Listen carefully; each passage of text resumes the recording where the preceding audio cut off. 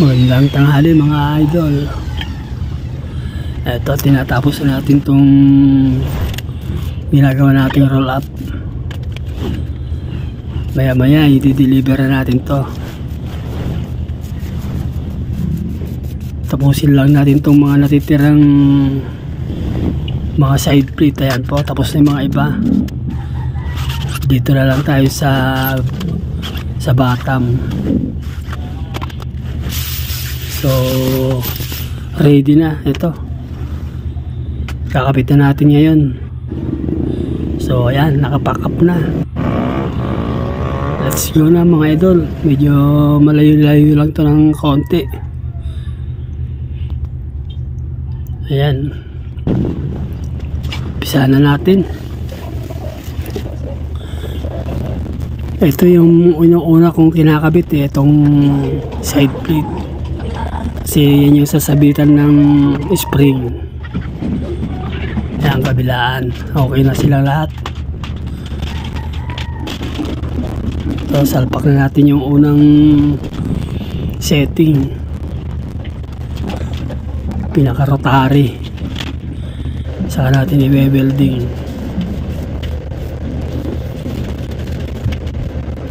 Ito kasi may isa pa rito sa gilid.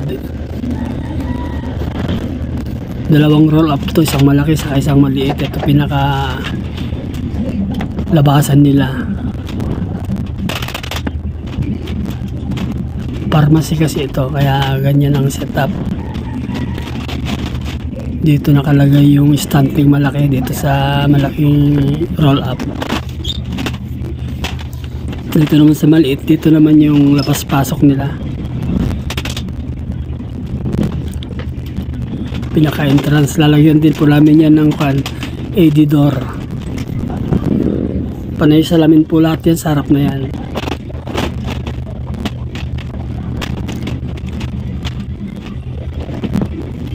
So ganyan lang po yung paglagay ng mga dahon ng roll up. Kada salpak isang ikot. Yung mga iba dyan, sinasalpak muna lahat bago ikutin. Ay mahirap yun. Hindi mo kaya mag-isa yun, kailangan may kasama ka. Saka tinatansya mo na lang. Ito kasi given na ito. Kada salpak mo isang ikot lang po yan. Pagdating sa baba, doon ka na lang mag-adjust, iikot mo pa ba o hindi. Titingnan mo muna kung malambot o matigas. Kasi meron din yung mga spring kasi na iba-iba yung habang binibigay Hindi mo, pag walang available, bibigay sa iyo mahaba. Wala kang choice kundi yun na yun.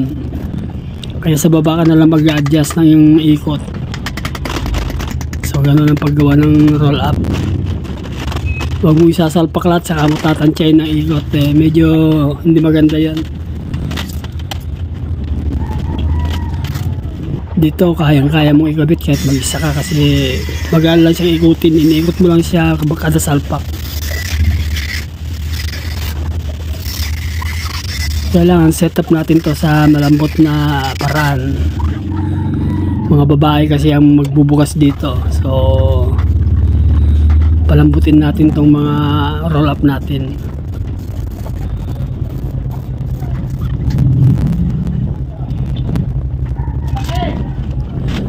Malapit na natin matapos itong maliit. Ayan, kada salpak ikot. So ayan kada salpak ikot. Ayan,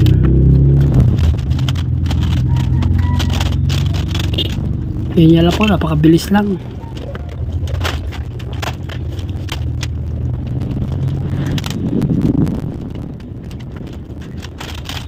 Yung spring neto pag iisa lang, yung mga iba gumagawa nilalagay lang sa gilid. Tumatabingi po yan kasi yung persa niya lang nasa gilid. Ako pag nagkakabit ako ganito maliit, yung spring niya nilalagay ko sa gitna. Kaya nagdadagdag ako ng bearing. So kikita nyo naman dyan, nasa gitna yung spring. Bali tatlo ang pinaka-rotary niya. At the same time malambot siya, hindi siya tumatabingi. Yung mga ibang gumagawa nilalagay lang sa gilid, dalawa lang ang rotary. Pwede naman, kaya lang hindi magtatagal, magtatabi yun kasi doon lang siya napersa sa gilid lang sa kabila. Kailangan nakasentro yung spray. So ayan, tapos na po. O cover na lang po natin. Kahit mag-isa lang tayo, kayang-kaya natin to kasi madali lang naman ito. So ayan, patapos na po tayo. Cover na lang po yan. Ganyan lang po magkabit ng roll up. Kahit mag-isa, kayang-kaya. Napakadali lang.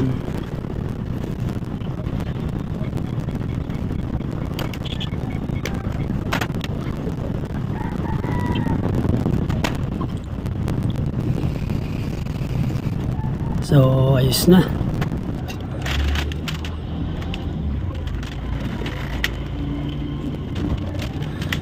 Handle na lang yung mga butas na yan kasi may mga handle po yan eh. Pinturahan na natin, primer muna.